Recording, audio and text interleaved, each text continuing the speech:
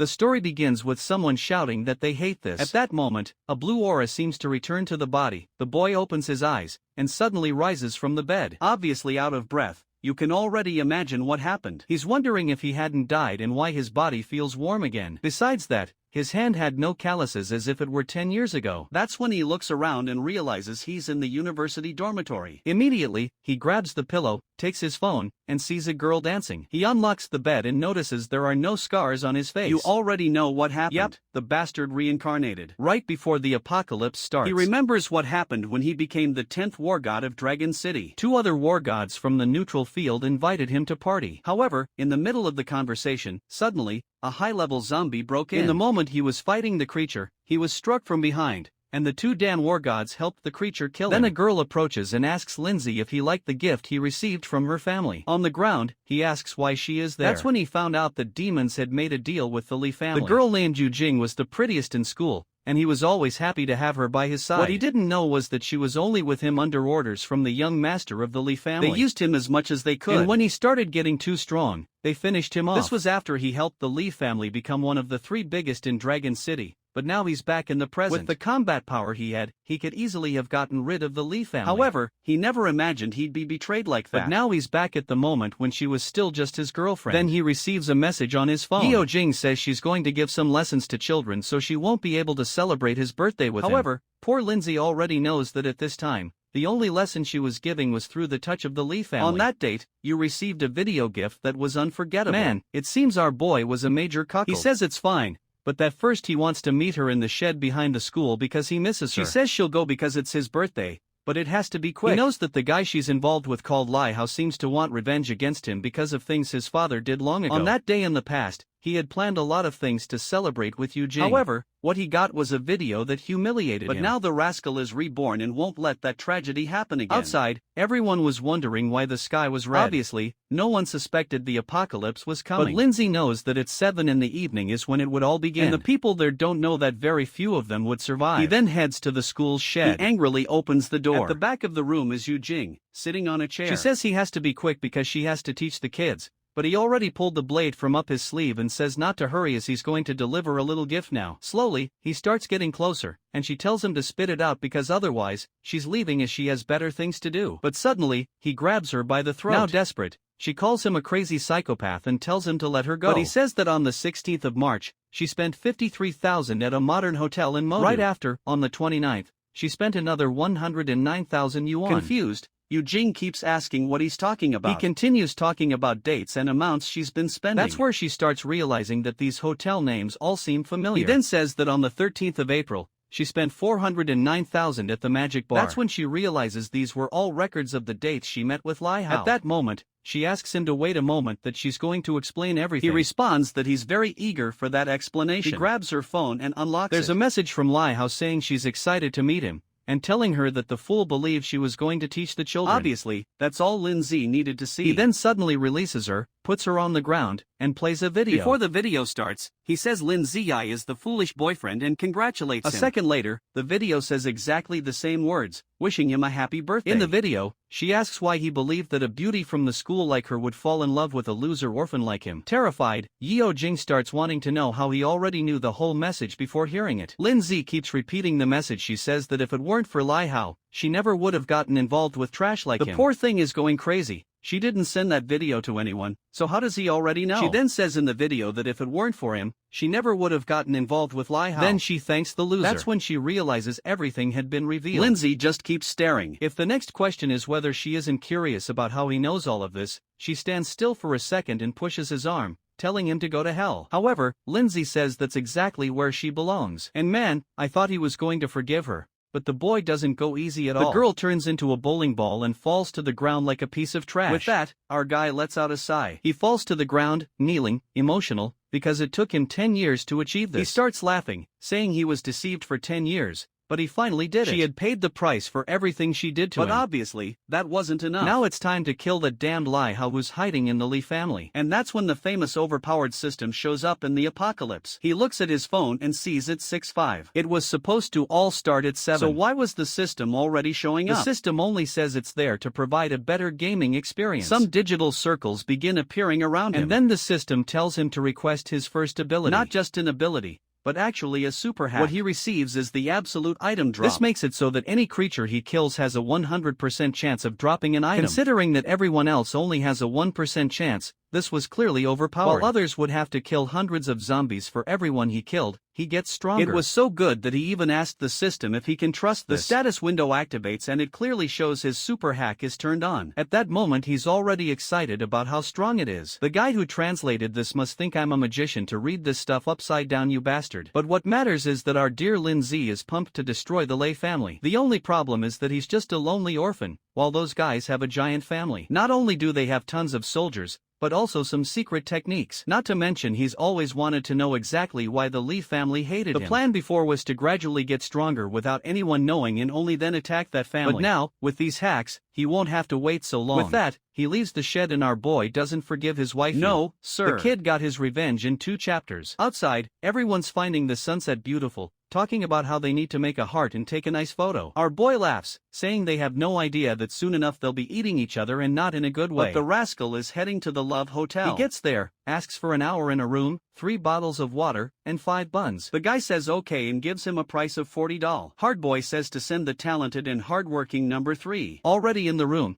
he knows there are 5 minutes left for everything to start. He remembers that in his past life, this number 3 became a zombie boss. Luckily, he managed to finish her off, and that's how he began to evolve. Obviously, this is the best option, so he's going to repeat it, especially considering the system's talent. Someone at the door says member 3 wants to enter for the service. She comes in, all dangerous, saying he's handsome, so it's going to be worth it. But she stops for a second and is startled. She approaches our boy and asks why he's wearing so many clothes over his epidermis. She's not a traveler, but she already wants to explore the mountains and asks what he's waiting for. But our Sigma boy tells her to take a shower first. As soon as she leaves, he notices she has that rotten zombie smell. Before the apocalypse began, you could tell who was going to turn just by that smell. The trap approaches the door. Inside, she's telling him to stop stalling, as she knows he wants some water fun. But our boy drags it out, so she turns off the shower. Right at that moment, his phone rings, signaling it's 7 o'clock. In the same second, her body begins to be infected. Her pupils dilate and she starts getting green skin, already making those classic zombie noises. Our boy opens the door and sees her transforming. She reacts immediately and turns toward him, running to disarm him. But with 10 years of experience, he just gives 1 strike to the neck. The poor thing's head hits the floor. The system even shows the window saying she's dead. He lets out a sigh. And here comes the system, right my boy? With that, he finally receives the welcome to the apocalypse game. Once it's activated, there's no stopping it, and he has to find a way to evolve. Zombies have excellent hearing but terrible vision. 80% of the unlucky ones instantly became zombies. To help him out,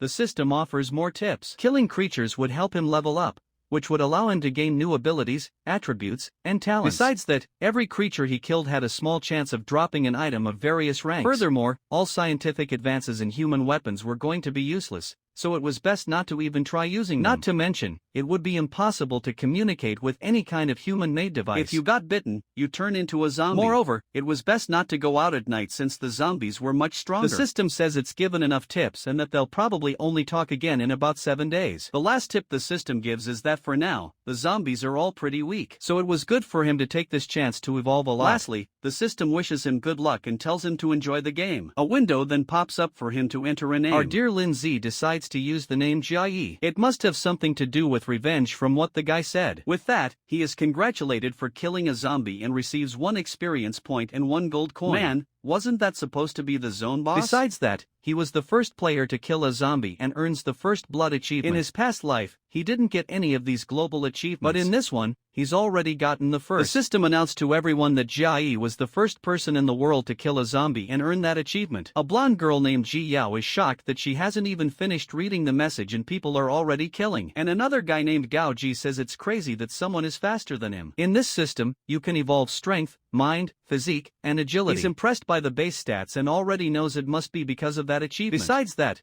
the prestige stat is used so that in the future, you can get more discounts and buy different items. And the first Talon also makes his first attack after midnight every day deal double damage. After going through all this system stuff, he decides to check the loot. From the first zombie, he got a meditation necklace that gives 1% more mind and 10% more recovery. His eyes light up seeing that the 100% drop really works. It seems the hack is separate from the system since it warns him to be careful so the real system doesn't find out he has it. But seeing the necklace he knows that for now he needs to get as strong as possible. And the best place to start cleaning up is this building. He then starts walking down the hallway. Something catches his attention. There's a racket coming from one of the rooms. Slowly he approaches, turns the handle, and inside he finds a transformed guy. Obviously, this is a zombie of a guy who went to the gym, so it's a bit stronger. But for him, it's still extremely weak. He dodges the first attack, ducks under the second, and finishes it by going straight for the throat on the third. However, even after being struck, the creature still tries to charge at him. And the guy grabs its face, but he dodges with a quick spin. With that, the second zombie was killed. However, our boy is sad that he didn't manage to kill it with just one attack. As always, the 100% drop comes and there's another little box. Inside, there was a card that was a voucher for cooked steak that,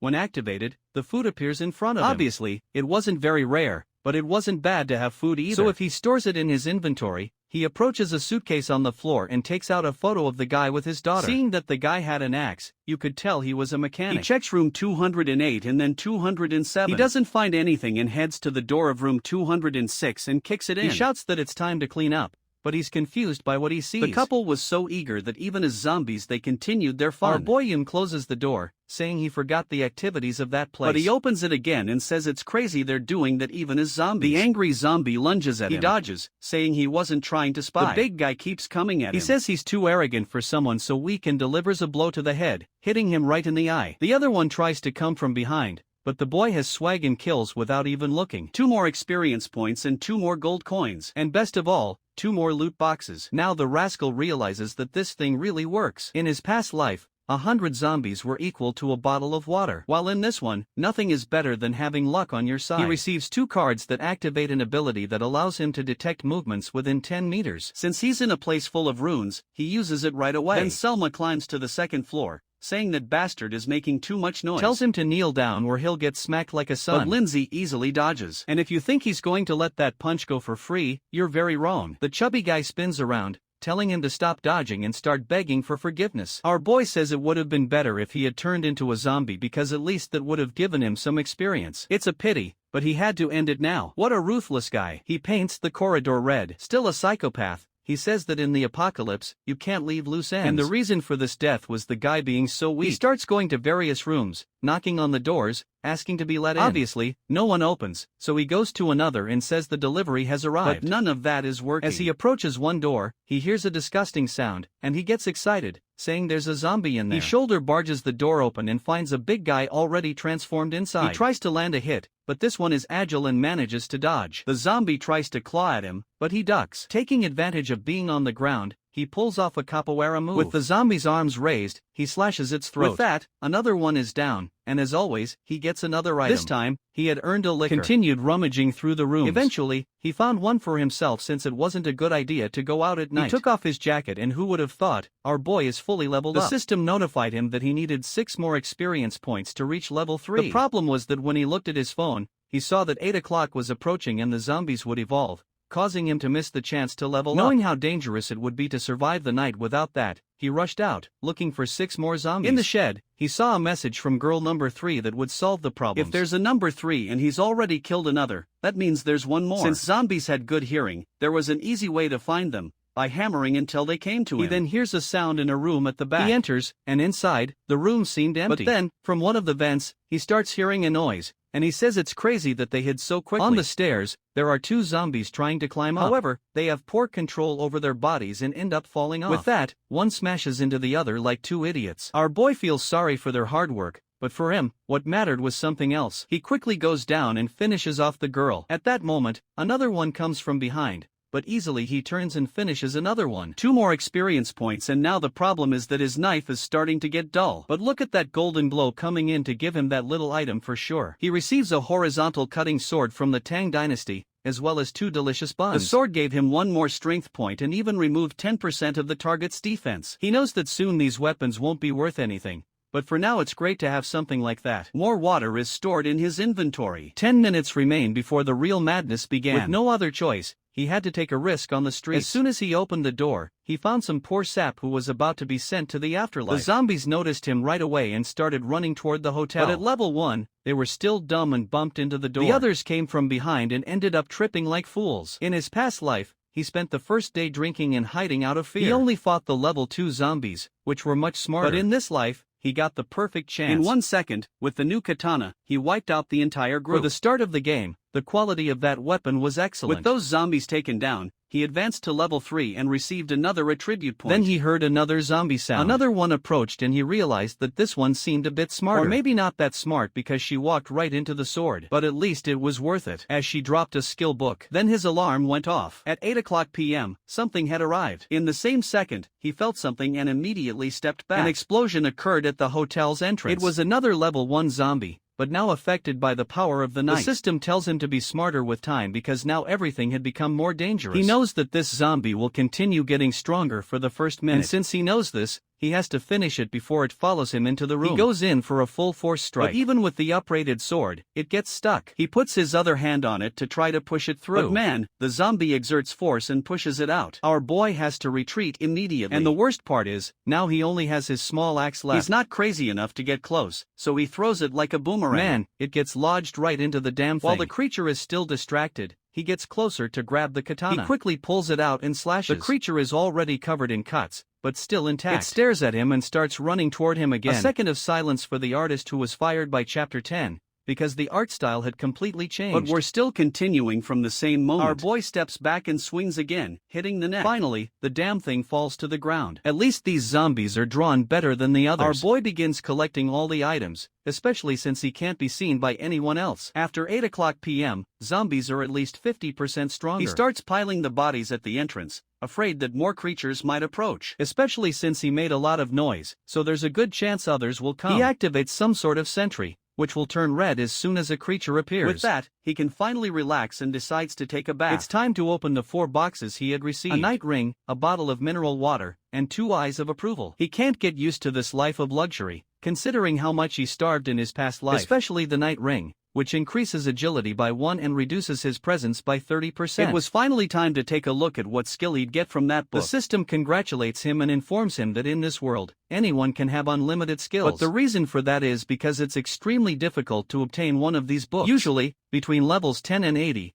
people typically receive 3 skills. And the worst part is that many of these skills don't even suit the people who get them. In the past world, the guy known as the God of Skills had 25 after 10 years of fighting in the apocalypse. In his final moments, he had reached 10 skills and was stronger than 99% of people. But the most important thing about all this is how good the skill you receive is. And then comes what Lindsay got. The boomerang slash skill. Basically, he can throw his weapon, dealing 120% damage. He's excited since the best skills are always the damage-dealing ones, even though for now it has a long cooldown as his mind attribute increases that will decrease. The system asks if he wants to learn the skill. Obviously, he accepts immediately, and he decides to test the skill. But as soon as he stands up, his stomach growls. It's better to eat something first. Luckily, his inventory is full of options, so he eats, saying that this food tastes like something from a 5-star restaurant. Look at the boy organizing everything. The table is even clean. Looking at the moon, he knows that in this life, he's going to have to do things differently or he'll fail again. He opens the system and grabs a pen. On a sheet of paper, he writes warrior and mage. The difference between the classes is that when you level up, the points go to different stats. For example, a mage, every time they level up, gains 2 mind attributes. Additionally, there are secret professions like ghosts, which 1 in 100 people usually receive. In the past life, without much knowledge, he managed to get it, so it probably won't be that hard this time. And in this world, you usually activate the profession system when you reach level 10. The ghost profession specializes in assassination and adds points to strength and agility. He begins writing down all the classes he remembers from the people who became war gods. Looking at the stats, he wonders which would be the best option. He then puts 3 more points into strength and 2 into agility, and starts trying to recall all the times he encountered a paladin knight. He also remembers a diamond item. With that, he spends the night trying to recall all the treasures and experiences that could help him. The scene shifts to a mansion. Selman throws a vase against the wall. A blue-geared guy says he can't calm down with the whole planet being ruined because of Yojing. Because of her delay, the material hadn't worked out, and he won't be able to finish off at Dan Lin Z.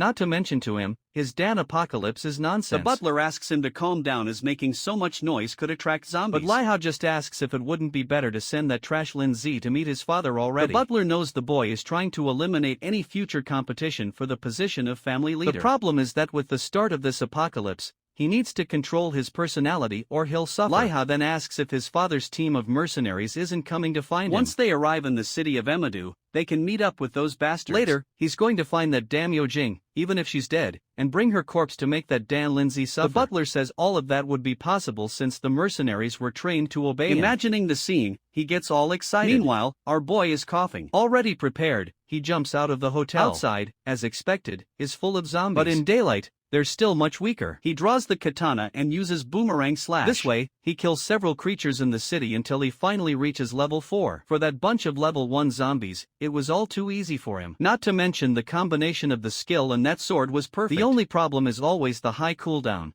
which is making him waste a lot of time. He then decides it's time to do the most important thing, obviously opening all the boxes he had received. In one of them, there was an attribute item. Actually, this story is crazy because what it contained was a bronze item that upgrades equipment. Lindsay gets excited, saying this is useful. He immediately uses the item on his sword. With that, it becomes a Tang sword +1. Now instead of ignoring 10% of defense, it ignores 15%. The points he earned immediately go into strength, and in a nearby box, the system congratulates him for winning a hidden mask. It allows him to hide his level and basic information for 30 minutes and can be used twice a day. Considering that he doesn't want to be discovered, it was a very useful item. He equips it and the system congratulates him. Man, this boy is lazy. He killed the zombies and laid on the ground. He knew he needed to rest to reach level 5 before nightfall and challenge a certain place. Obviously, we're talking about the legendary dungeon, right? The author said it's not going to have everything, and it's sticking to the same story. Man. Besides the normal dungeons, there are unique ones that can only be done once and have better items. But for now, it was time to head to Lychee Village. He also dropped a precise watch and equipped it right away. With that, he continued on, finishing off a few more zombies. Walking through the village, it seemed empty. He quickly noticed a door with a massive lock. Man, but his blade was sharp. He just gave it a slice. He entered the house and started looking through the rooms. Then behind a door, he saw a red puddle. Slowly, he opened it, and at that moment, a hand came toward him. With his little sword and now level 5, he easily cut it off. But something caught his attention, and when he looked to the side, there was a hand coming through a door. Man, the zombie went crazy and broke through as well. But our boy calmly slapped each one. He kept walking through the house, and at the back he saw a girl in a family photo. If I'm not mistaken, this is the one who was called Ji Yao earlier. He walks down the corridor saying that in this world, you can't show sympathy for anyone. He opens the system to grab a meal to eat, and as always he sets up a banquet. Man, I've never seen an apocalyptic protagonist as chill as this one. He looks at his phone and sees that on the way to the dungeon he'll probably reach level 5. He's tired of resting and gets up. He hears some noises and approaches the door. He knew he wasn't going crazy because he heard footsteps. Meanwhile, outside is Gao Ji, the guy with the nose bandage, and Ji Yao, the girl with glasses. They could smell the good food inside and were curious to know how that was possible. While our boy was just listening from the side, preparing to leave the house. Jigyaba said the wrong move is stealing from others like that. The Buji says they're not going to steal. They'll just ask. If he doesn't hand it over, they'll beat him up. Yeah,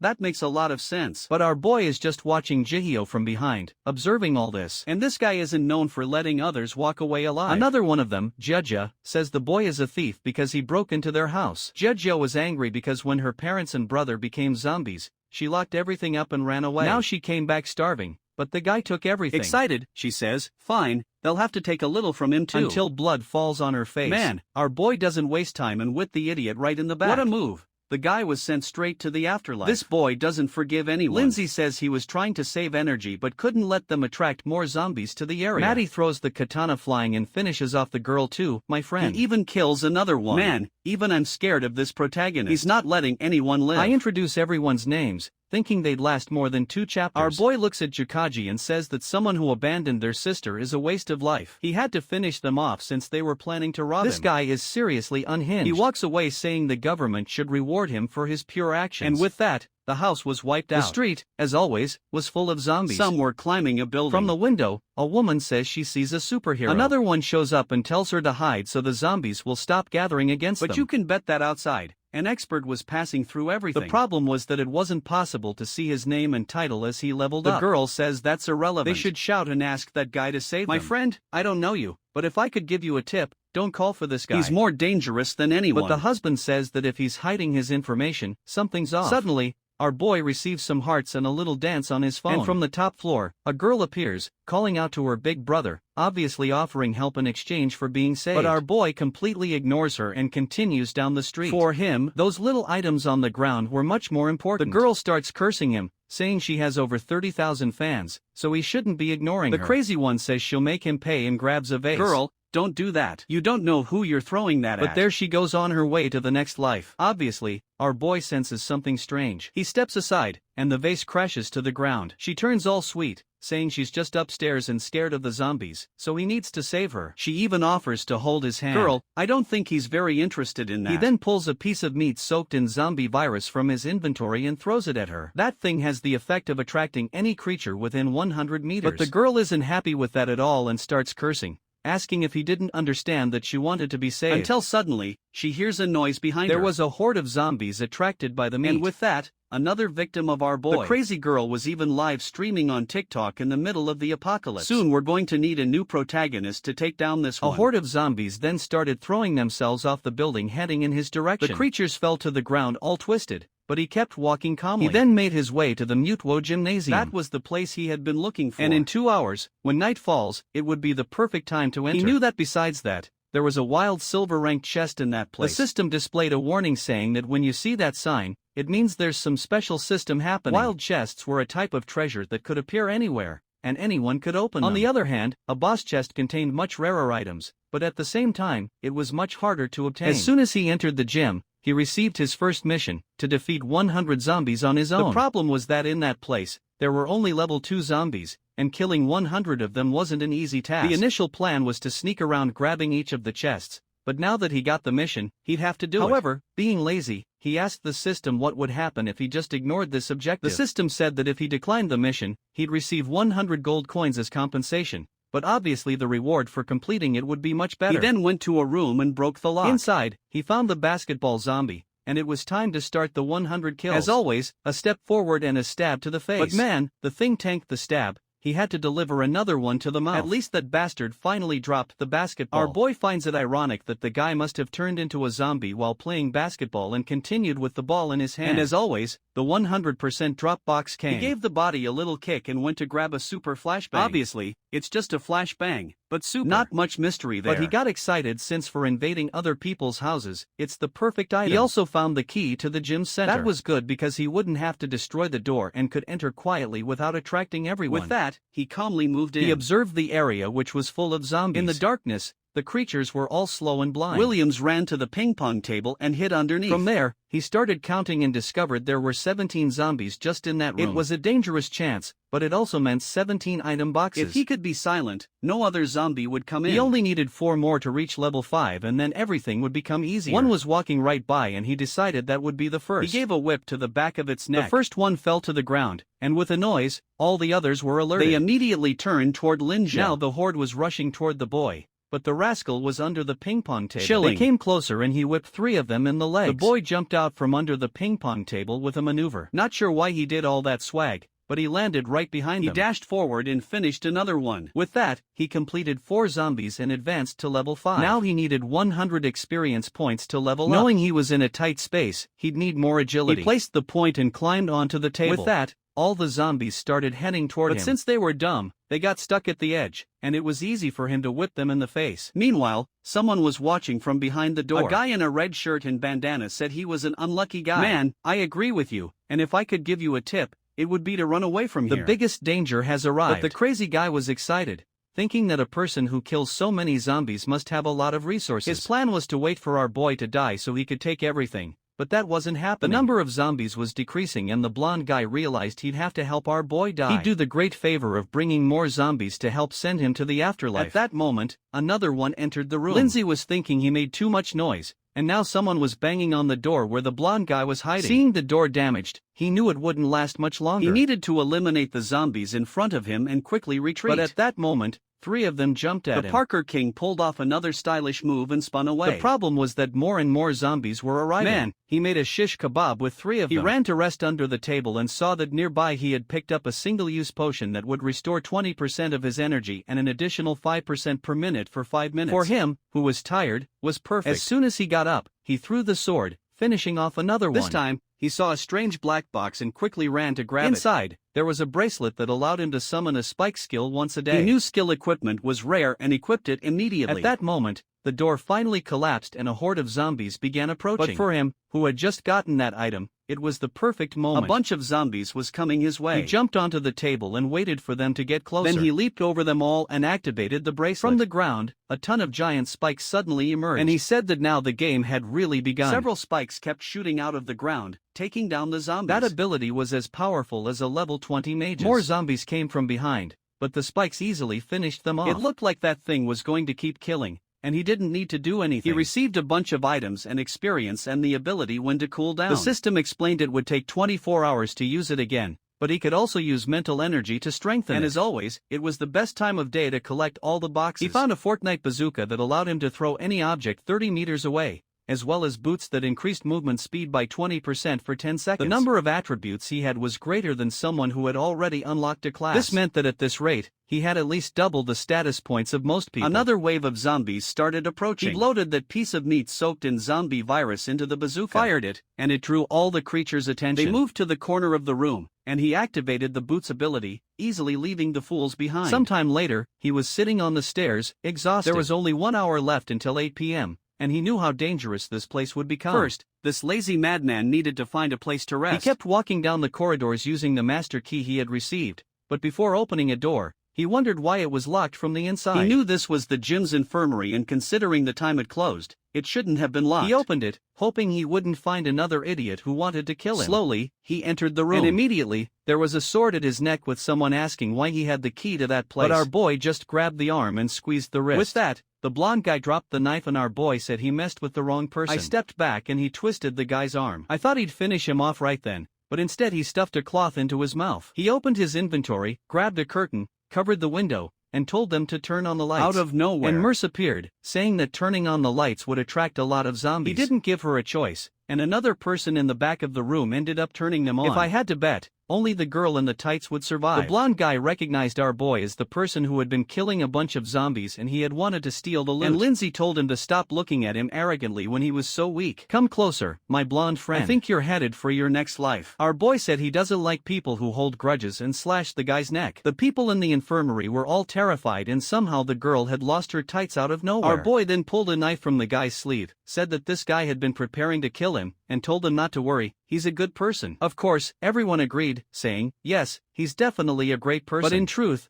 they were all scared to death. Lindsay said he's a reasonable person and that if they didn't try anything against him, he wouldn't kill anyone. Then someone stepped forward. Could it be that our boy finally gained some company, or will there be another strike and another victim? The girl put her tights back on, came forward and said everyone saw that the boy deserved it. She asked the others and they agreed, saying, yes, of course, he deserved it. Lindsay smiled, saying it was good to know everyone agreed with him. He realized he was much more tired than he had been in the morning. As a good lazy person, he told everyone to clean the room because he wanted to rest. Obviously, no one was going to go against the boy. He wrapped the blonde guy up and buried him in the ground. Our boy was just watching the queen of the tights, saying he had seen her somewhere before. She was still at level 0, and her name was Zhang Yaksu. When he saw the name, he seemed to recognize it. In the past life, when he was down and out, she had already received a legendary profession known as the God Doctor. All messed up. He had told her he'd do anything if she could heal his wounds. But she warned him that the wound on his face involved the soul and couldn't be treated. Every time he was messed up he found her and asked for treatment. Her weakness was that even though her profession was really good,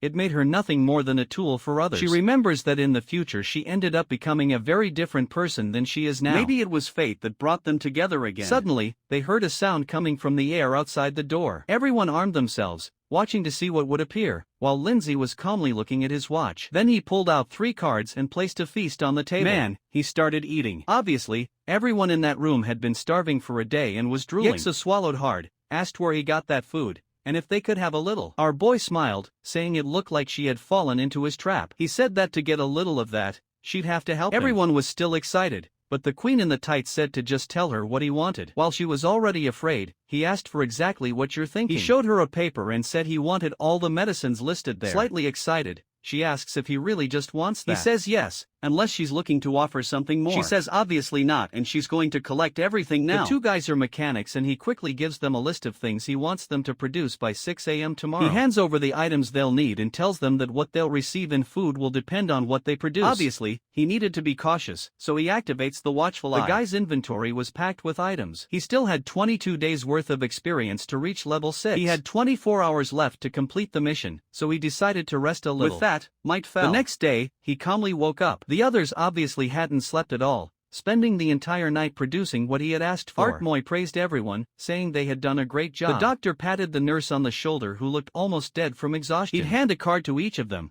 saying that now they wouldn't need to fight. Yexi was thrilled. She thought that when they finished, he was going to kill everyone, so she already had an escape plan. Apparently, he wasn't as cruel as she had imagined. Sorry to tell you, girl, but he's actually worse than you think. She then asked how to use the card, and he realized that no one really knew what to do in this world yet. He decided to help her a bit more as a favor for everything she did in the past life. He showed her the system and how there's an option to use the card to make everything appear. She saw that and got all excited. With that, everyone activated their cards and began to feast. Seeing how lost she still was, he decided to give some tips just in case she might be useful in the future. He told everyone to flee from the place after noon. That's because by then he would have killed all the zombies. It reminded them not to forget the time. Yexa told him to be careful since there were a lot of zombies outside. However, he said she should worry a little more about herself. When he stepped outside, indeed, it was full of zombies and there was a horde nearby. But after a whole night of rest, he was ready. He struck the first zombie, and it dropped a fishing rod. He didn't let the body hit the ground, trying to attract as few zombies as possible. And with that, he started cleaning up the corridor. It didn't take long before he was heading toward the door. He opened the list and wondered how the zombies were pulling this off while being dead. The poor zombie was just chilling in the bathroom. But as soon as our boy approached, it turned and started running. However, with its pants down, it fell to the ground like an idiot. Lindsay finished off another one. He had to be careful because in the gym, people had more trained bodies, so it was common for them to also be stronger. He then saw the women's restroom. He approached cautiously, worried there might be someone alive in there. And he snapped back to reality thinking it's the apocalypse and it didn't matter if he liked the women's restroom or not anymore. He slowly started entering. He didn't find anyone at first and began checking each stall. Until in one he heard the sound of two creatures. When he opened it, he saw that the romance had continued even after death. It was a shame, but he had to end that connection. They sensed the attack but easily missed. There was a bottle on the ground and once again, they tripped over it. With that, he finished off another two. This guy isn't quite right in the head. He even started taking pictures of the couple. He strangely seemed to recognize them. It seems that in the past life, they always hunted together and had a kind of synergy that made them unbeatable. But it was a shame that this time they died on the third day without accomplishing anything. As always, it was time to check the loot box. It was a fusion cart that allowed him to combine two items to create a new one, possibly even upgrading to silver rank. He then looked back and saw a strange light coming from one of the stalls. He approached it and saw a chest floating above a pentagram. That was the wild chest, and he would need to stay there for 30 seconds to open it. He waited for a bit, and a green apple appeared. He started praying that it would be some kind of strength or agility item. He checked the description, and the item increased his physique stat by 2 attribute points, which was basically health. He would have preferred agility,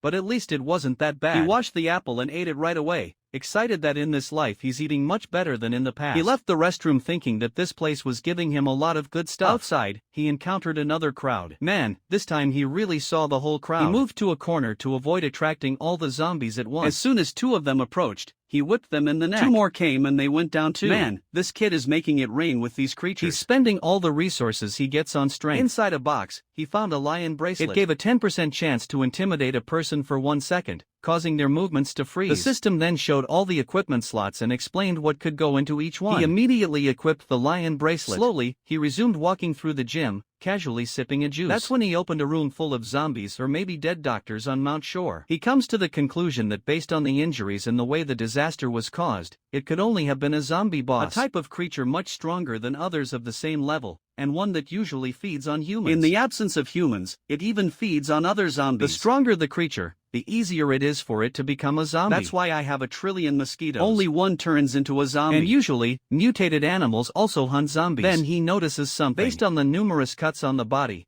it seemed like a zombie cat had done this. This was always one of the types he hated most since they had extremely sharp senses. If that creature was around, it probably already knew about him, so maybe he'd walked into a trap. He focuses, trying to notice if something's approaching. That's when something seems to alert him. The second he opens his eyes, he almost gets grabbed by the cat. He barely dodges and throws his boomerang sword. Not only was that a mutant creature, but it was also a boss. The creature had incredible agility and could create false images, reducing damage by 50%. It also had talents for a sharp attack and heightened vision. The list of attributes for this thing was long, and Lindsay knew this meant it would also give a good reward. Even though it was a difficult creature, he still had 10 years of experience fighting things like this. The hack system detected the zombie cat and gave him the mission to kill it. The mission was called the Ungrateful Zombie Kitty. That's because the gym used to rescue several cats from the city. But after the apocalypse started and one of them turned, it went on a killing spree. The mission would give him the same amount of experience as killing 100 level 1 zombies. Man, the true system kicked in, and then the hack system reactivated the mission, boosting the reward. Now instead of earning 100 XP, he would get 300, and he had 24 hours to complete it. He started finding it strange that this system was being so generous. He remembered that in the past life, the system was full of tricks. It always promised things would be easy, but when he got there, it was an invincible creature. At first, a 1% item drop chance didn't seem so unfair. But when the people started forming groups, everyone realized the rewards weren't enough. However, he, on the other hand, was getting extremely good missions compared to normal. Obviously, he accepted it. He had 24 hours to kill this ungrateful cat, which was calmly licking its paw. He knew this animal was a counterattack specialist, so he couldn't just charge in. So he sat down, pulled out his phone, and started reading a manhwa. When he laughed, the cat lost its temper, stood up, and jumped at him. At the same moment, Lindsay also stood up and jumped back, dodging the attack. He transformed his phone into a katana and the cat retreated. But then it came at him again. Once again, he dodged and found an opening to strike its back. But the cat smiled, saying that although he was clever, he never imagined it already knew his moves. It dodged again, but our boy found a chance to cut its claws. Immediately, the cat said it wouldn't forgive him for hurting it like that. But our boy just said that without claws, it couldn't win. Suddenly, the cat activated an eye ability. Our boy knew that would pull him into an illusion. He found himself in another world with a giant cat full of limbs on its face. But for him, who had lived 10 years in an apocalypse, this was nothing. Confused that the boy wasn't scared, our boy slashed its eye, breaking the illusion. At that moment, the creature tried to flee. But of course, he wasn't going to let it escape. He threw his boomerang sword, whipping it in the neck, and the boss was killed. Immediately, he completed the mission, gained a ton of experience, leveled up, and even earned an achievement. Everyone in the city was trying to figure out who this guy was, receiving announcements all the time. The author thinks it's cool to have a girl saying she wants to marry him, even though she doesn't know who this crazy guy is. Another person says they prefer to stay anonymous. Meanwhile, someone drinking wine knows that the name means he's probably from Dragon City, and having an expert like him in their group would drastically increase their survival chances. All this commotion was because everyone found out he killed that beast. He knew that the more attention he attracted, the more he would have to hide. Suddenly, he pulled up a chair and sat down. Obviously, the lazy guy needed to rest a bit after the fight. He was impressed he managed to win without getting too injured, but you have to be more careful. For killing the first boss, he earned 1,000 prestige points and 1,000 gold. At that moment, he had a total of 2,000 prestige, 5,000 gold, and 4 attribute points to spend. The Bronze Lament title gave him +2 in all attributes, and reduced the resistance of all other creatures by 5%. However, to equip that, he'd have to give up the first kill title. Since it gave more attributes, he ended up switching and wondered how strong he would be when he changed professions. Half an hour passed. The boy was so lazy that he rested before going to clean the chest. Inside it he found a zombie kitty horn. When blown, it allowed him to summon a zombie cat to help him for 30 minutes every 48 hours. The good part was that the cat would have 60% of his protagonist's strength, and everything it killed would count for him. The only downside was that the kitty wouldn't have the 100% drop rate. But for him, who was walking around alone, having a companion to distract the creatures would be perfect. Of course, he knew that the claws, eyes, skin, and everything else from that cat could be used to make good items. So he tossed the carcass into his inventory. A while later, he headed to the warehouse because he remembered that's where the silver chest was. However, when he opened it, he was horrified. It was full of skulls and some eyes scattered on the floor. It seemed like the zombie cat was the one who had done all that. Only in the apocalypse could there be a creature that collected everyone's eyes. He knew that this little thing liked to hoard, so he started looking around to see if he could find more treasure. He spotted a dumbbell stuck on a treadmill and wondered if that was the cat's toy. Besides that amazing innovation, there wasn't much else in the room. The only thing left to check was what was under that white sheet. And to no one's surprise, there was the silver chest that should have been in that room anyway. He gained 20 prestige points for finding it, but it would take 60 seconds to open. I don't know why they put a timer on it when they always manage to open it on time. Inside, he found a white cloak and a skill book. The book granted him the double slash ability, which caused an explosion dealing 70% of his attributes. The tricky part was that you needed to land both hits, but he was confident in that. Immediately, he learned the skill, and out of the 5 skills he could equip, Ina had 2. He also received the white wing cloak, which allowed him to glide once every 20 minutes. Look at his inventory already getting fully equipped. However, the design of this thing is awful. It looks like a half-plucked chicken. He said the plan was just to kill Lai Hao and leave the rest of the family alone. But why do that when he could send everyone to hell? Yeah, my friend, this boy isn't exactly a good guy. Now the only thing left in that place was to complete the mission of killing 100 creatures. He entered a room and closed the door. He knocked on the wood and all the zombies turned toward him. He activated the chicken cloak effect, saying he was eager to test it out. He jumped in front of the zombies and the boy took off. He swooped down like Michael Phelps in a dive, landing a hit on their heads. He gained momentum, gliding to the other side while looking stylish. Man, this gliding is more like flying. He's just hanging there in the air. Then he said it was time to test out the new ability. He pointed at the zombie and unleashed a slash in its direction. 2 zombies were instantly taken down. And man, that ability really caused an explosion. Even he was surprised by the mess he made. His endless glide finally ended and he had to land to avoid being thrown far. He was impressed that the zombie resisted much more than he expected. This ability had the same speed as the boomerang,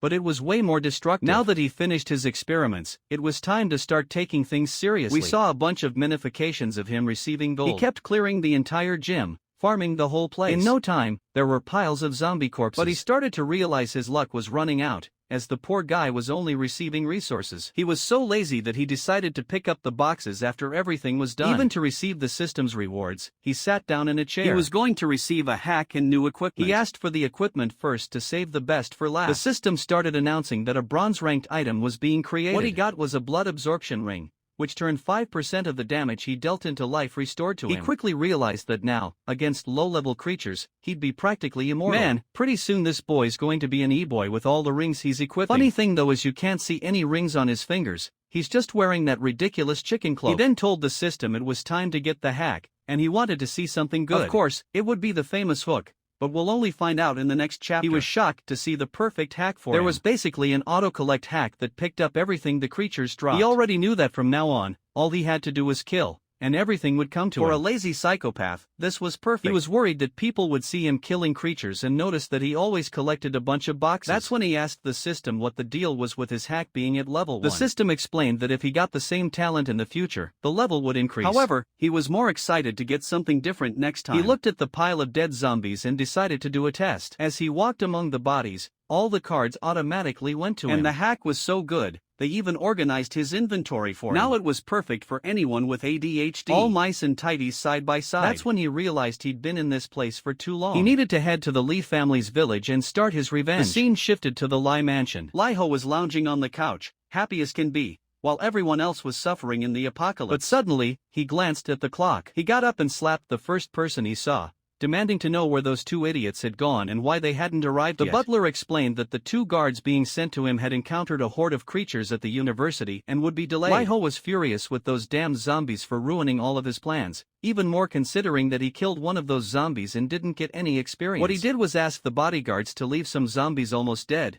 just so he could deliver the final blow. But he wasn't sure why he received so little XP. That's when they heard a sound nearby. Someone had arrived at the door. Props to the forgetful artist who suddenly changed the kid's hair from blue to blonde after 30 chapters. He asked Rong, standing in front of him, if she had found the damn girl and that orphan. Rong replied that they found the girl, but the boy had already disappeared. The blonde told him to bring her in because he wanted to scold her for hiding. But Rong threw the suitcase on the ground and said she was already dead and that she was inside. The blonde's face changed instantly, looking horrified. Rong explained that they found her body in the warehouse behind the school, and next to it was a man's bloody clothing. He also noted that she seemed to have been tortured in all the most painful places before she died. Rong was about to explain more details, but Lai Hao ran off, asking for a bucket. At that point, Rong said that whoever did this probably hated the girl a lot, and he added that whoever did this might come after Lai Hao as well. Lai Hao dismissed the idea, saying it must have happened because she was the prettiest girl on campus. Then he remembered that the person who probably hated her the most for everything she did was Lin Zhe. But it was impossible that Lin Zhe was that strong,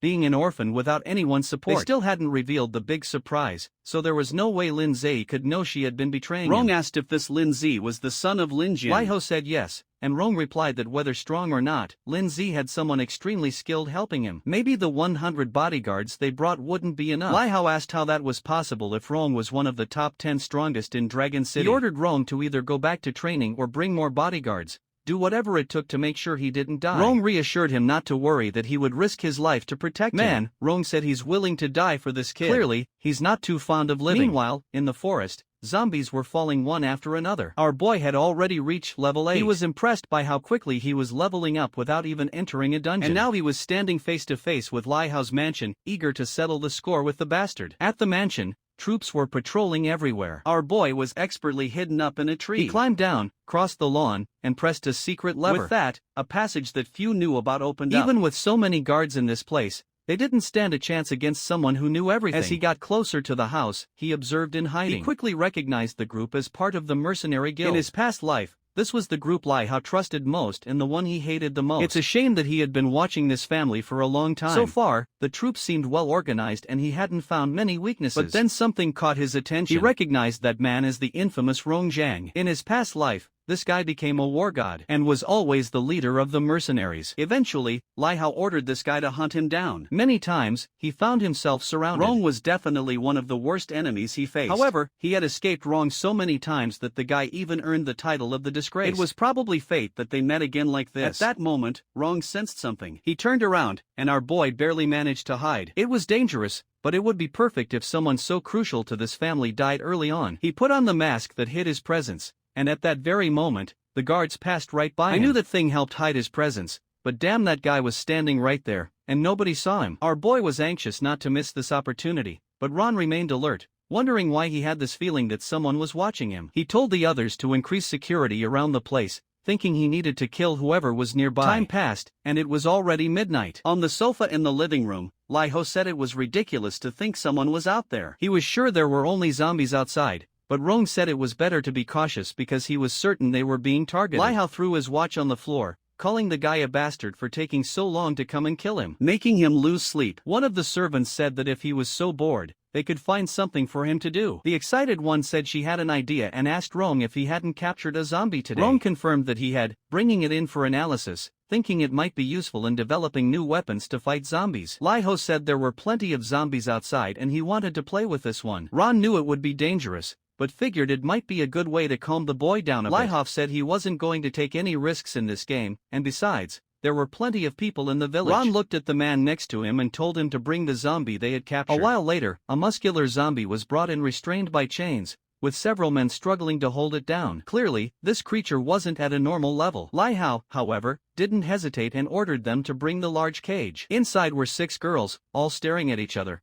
trying to figure out what was about to happen. As soon as he rang the bell, all of them flinched in fear. The girls were going wild, banging on the bars of the cage. It was clear that Lai Hao also had some mental issues. It seemed like this was an apocalypse for people with an IQ of 16. With that, he handed the key to one of the men, telling him to open the cage because he wanted to play a little game. The men entered and brought the zombie in. Lai Hao told them to place it at the entrance, remove the chains, and throw it inside the cell. Suddenly, a man knelt down behind him, begging him not to do it because it was too cruel. Another man in a suit apologized for the kneeling man, explaining that he was new to the place. Lai Hao approached the man and asked if he was trying to give him orders. The man on the ground kept repeating, begging for the girls' lives. The other beside him quickly added that he would never dare to give orders to the young master. Lai Hao smiled, saying it was nice to see someone brave enough to challenge his authority. Since the man had the courage to stand up to him, it was time to test if he was as strong as he seemed. He then ordered a few men to suppress him. One of them stepped forward to punch the guy in the face, but the man easily blocked the first hit. Lai Hao watched with interest, finding the situation amusing. Still on his knees, the man twisted the attacker's arm, causing him to wince in pain. The old man was impressed that this kneeling guy was stronger than the bully. But of course, now he wanted to end the man's life for embarrassing him. He called 2 more men over to help him. The younger ones wondered why he was wasting time on this boy who had lost his abilities. Punches flew back and forth and finally the poor guy was immobilized. Now he was taking a beating, with punches landing squarely on his face. The guy turned into a punching bag. However, Lai Hao ordered them not to kill him. Since he wanted to protect these girls, it would be perfect for him to watch them all die. The poor girls stood there, frozen, not doing anything. And the men started releasing the zombie. Man, they were really going to throw the beast in there. What a cruel world. The zombie wasted no time and was on the first girl's neck in seconds. The poor guy outside was just crying. He seemed to have lost the will to live. Lai Hao mocked him, saying that if he was so strong, he should go in and save the girls. The other soldiers chimed in agreeing it was a brilliant idea. But even they were thinking this had gone too far and that even in an apocalypse, they shouldn't treat lives like this. They dragged the boy's body away while the zombie tore through everything inside the cage. When it was finished,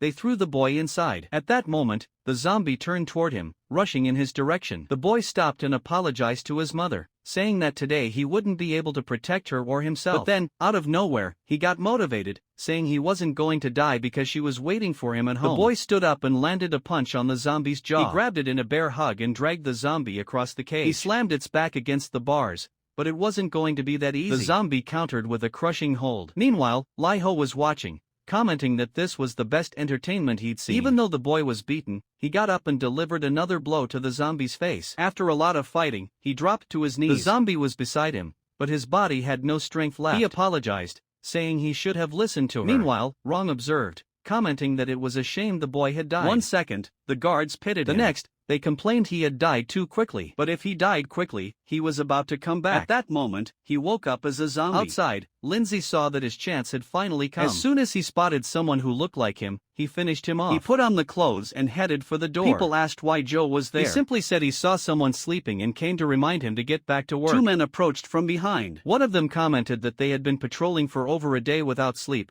and our boy remarked that they were being treated like cannon fodder. Then, the round-headed guy asked if Jia didn't seem a little taller than usual. A second later, Lindsay knocked them both out, leaving them kissing the pavement. Calmly, he walked through the mansion. No one there had a high enough level to stand a chance against him. However, one of them managed to fire a flare into the air, but our boy threw a knife, intercepting it mid-flight. It was a shame for these guys, but he knew exactly how they operated. The system announced that the security had been defeated, and that the path of revenge had begun. The mission was titled Jia's Revenge, and no one could leave alive after provoking the user. He had to kill all 269 people inside that village. He would receive another normal level hack and a bronze equipment item. Our boy immediately accepted, saying that now he had even more reason to kill Lai Hao. The mission then appeared stating that a revenge barrier had been activated. Basically, if anyone left this place, he would be able to track them for an entire month. He got excited because this meant no one would escape no matter where they went. However, the moment he accepted the mission, multiple kills started appearing on his screen. He needed to hurry and figure out what was happening inside the mansion. These guys seemed to forget that there was no one else around because they had killed all the women there for God's sake. That's when a voice echoed, asking why they weren't playing with him instead. The voice continued, leaving everyone standing up confused. The guy with red hair already knew that whoever was speaking had a much stronger aura than his own. Lai Hao immediately panicked, realizing that whoever this was had come to kill him. Oh boy, now Lai Hao's hair had turned back to blue and Rong's had suddenly turned red. Looks like we'll need to start a fundraiser to get the poor artist some Alzheimer's medication. Red-haired Rong stood in the middle of the room with his friends and called for the person to show themselves. He was confused,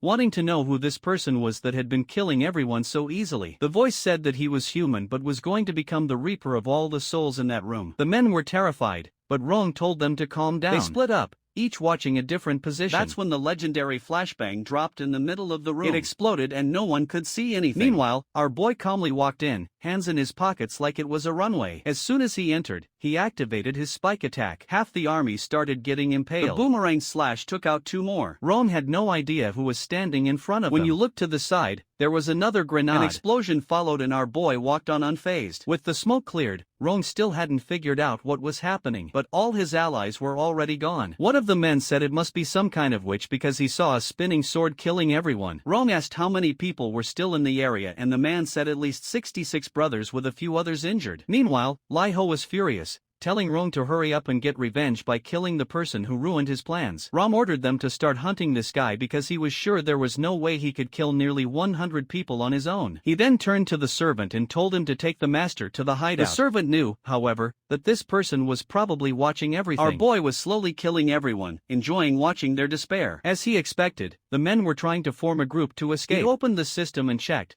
discovering that Ron was already level 5. He heard a bunch of people shouting for the coward to show himself and thought it was stupid for them to keep repeating that. He decided to summon the kitty to give them a little more entertainment. At that moment, the cat appeared beside him. He pulled out a knife and threw it toward the room, cutting a candle holder, which crashed the floor and scattered glass everywhere. But before the men could understand what was happening, the cat was already on the first one's neck. Our boy used the distraction to enter the room and start eliminating more of them. Another area was clear, and he withdrew once again. Rome spotted him, but quickly realized he couldn't see his name or level. He shouted, asking who he was and what he wanted to do. Our boy observed Rome, feeling disappointed. This guy didn't even resemble the war god he once was. He then told them he was there to teach them the meaning of despair. In a second, he passed through 3 men and was face to face with Rong. The poor guy couldn't react and trembled all over. He dropped to his knees realizing he didn't stand a chance. The kid went after him and our boy said he was going after Lai Hao. Because with the revenge barrier, there was no way the guy could hide. He kicked Rong, asking how he expected to be called the leader of the mercenaries while acting like this. But Rong replied that the whole organization had been wiped out, so it wasn't like he was the leader of anything anymore. Lindsay smiled,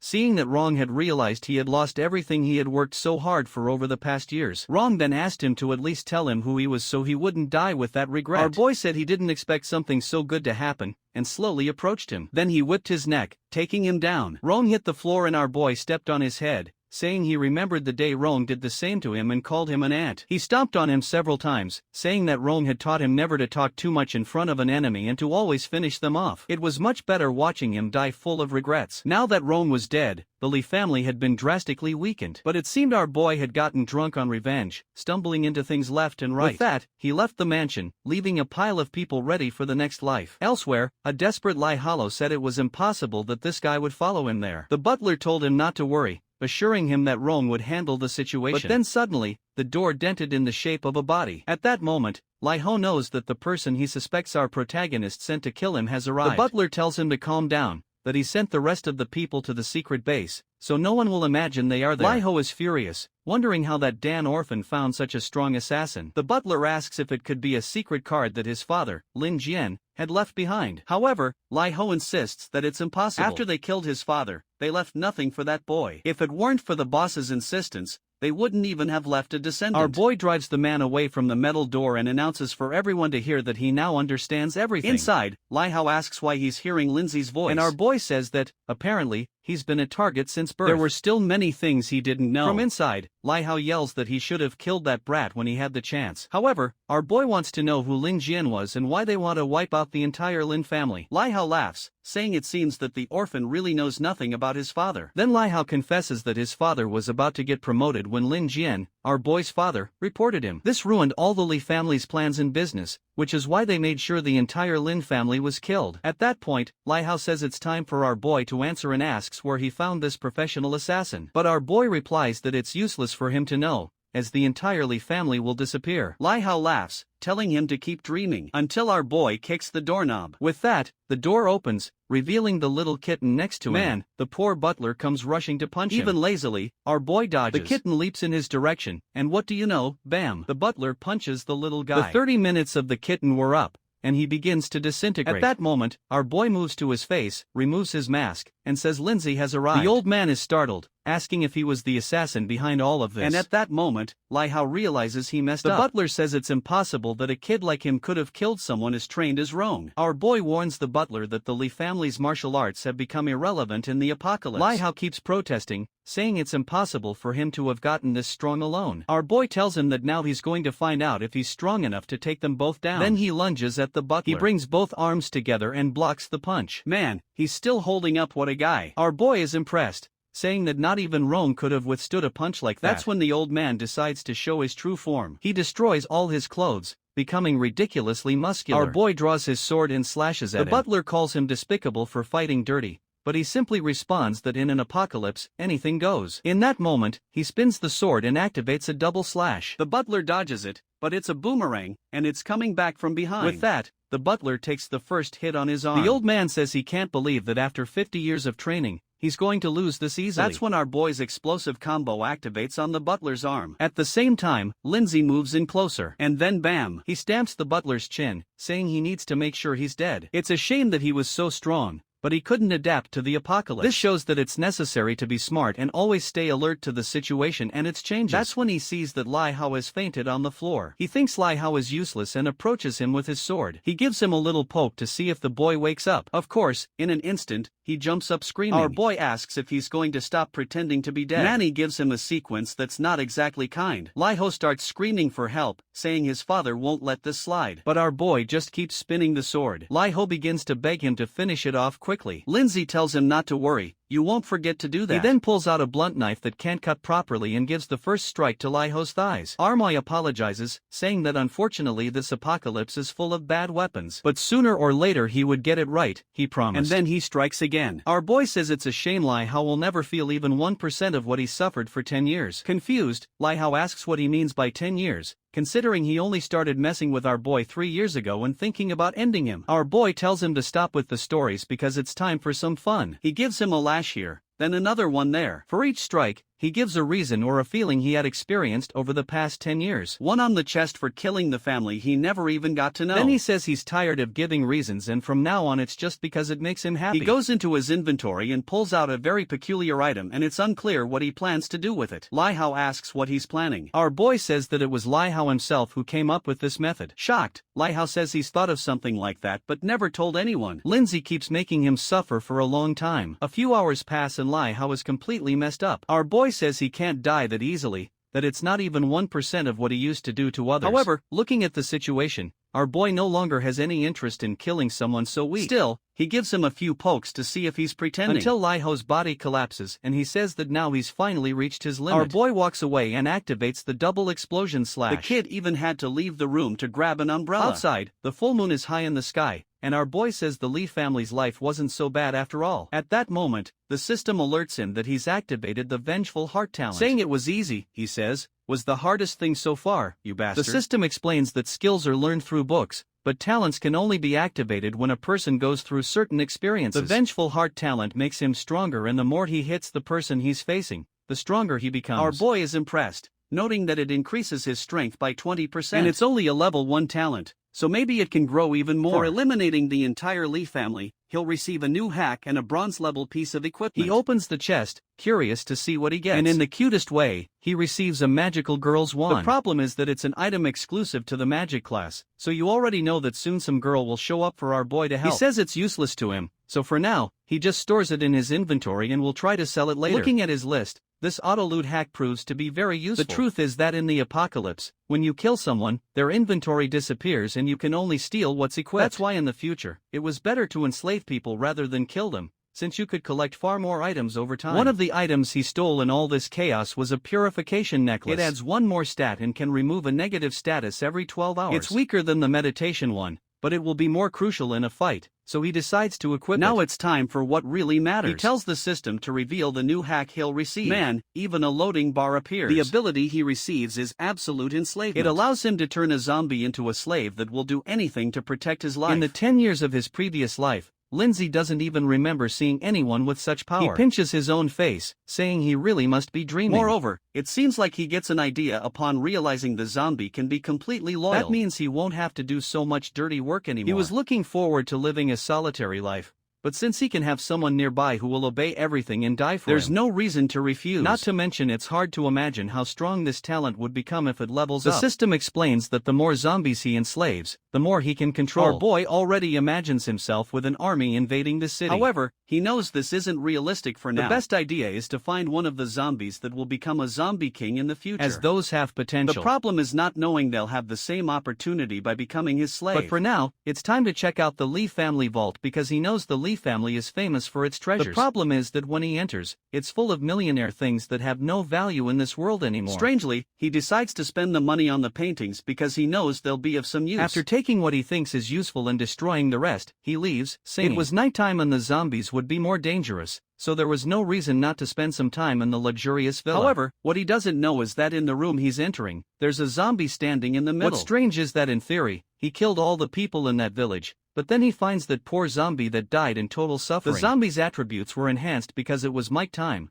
but it had an epic rank talent that would increase its power as it leveled up. Our boy, seeing the stats, already knows it's a good target to use the new enslavement talent. What's strange is that the creature is just standing there doing nothing. Lindsay even finds it odd and tells the guy that he's a zombie, asking if he's not going to bite him. But seeing that the zombie has a mind stat of 3, he assumes the guy must have been pretty dumb as a human or something. You ask the system if he can really enslave that zombie since it has a lot of stats. The system says yes, as it still has fewer stats than our boy. Wow, he gets thoughtful. That mind level is very low, but with no choice in wanting to get stronger quickly, he tells the system that he wants to enslave that monster. The screen pops up and he clicks yes. Suddenly, a red energy begins to surround the creature. However, he notices that the zombie seems to be resisting somehow. He's startled and out of nowhere. He sees the zombie calmly scratching its head. Then a window appears, asking him to give the creature a name. Man, what cruel guy. Since it's tall and strong, he names it Big Idiot. The system congratulates him for successfully enslaving Big Idiot. Another attribute window appears for Big Idiot, and man, it has everything a person has. However, the system warns that he can't gain prestige or use an inventory. Our boy then tells Big Idiot to show his strength,